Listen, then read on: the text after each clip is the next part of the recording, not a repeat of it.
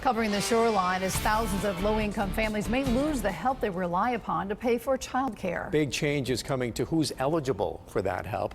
4,500 families no longer qualify. Big question tonight is, what are they going to do? News 8's Tina Detal went digging for some answers. This program allows working parents to send their kids to daycare and child care centers so they can continue to work. And now some of those parents may have to make some really tough decisions. You're talking about some parents who will need to quit their jobs. Child and Family Agency runs 3 child care programs in New London County, and most of their kids come from families who need some type of financial help. So with the Care4Kids program facing cuts, it's going to hurt.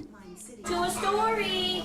They believe 13 families will be affected by the income eligibility changes, which begin July 1st. A family of 3 used to be able to make $44,000 to be eligible for help, but now can only make $26,000. I'm frightened for what will happen with them and how they'll get their needs met, their basic needs. Lynn Reichart, the director of early child care at the agency, says their programs prepare kids for kindergarten. And it's not just ABCs and 1, 2, 3s, it's social skills, which they say may be harder to learn later on. Early childhood services is some of the best money you can ever spend. It sets the trajectory for kids for the rest of their lives.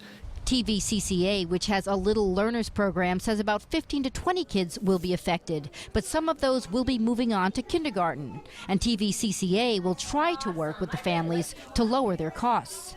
Child and Family Agency also has a sliding scale based on income for their families.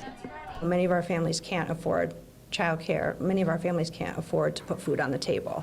The loss in income to this daycare center is about $38,000. And if Child and Family Agency only had daycare centers, they'd probably have to lay off 1 staff member. But fortunately, they have other areas where they're going to try to make up that lost money.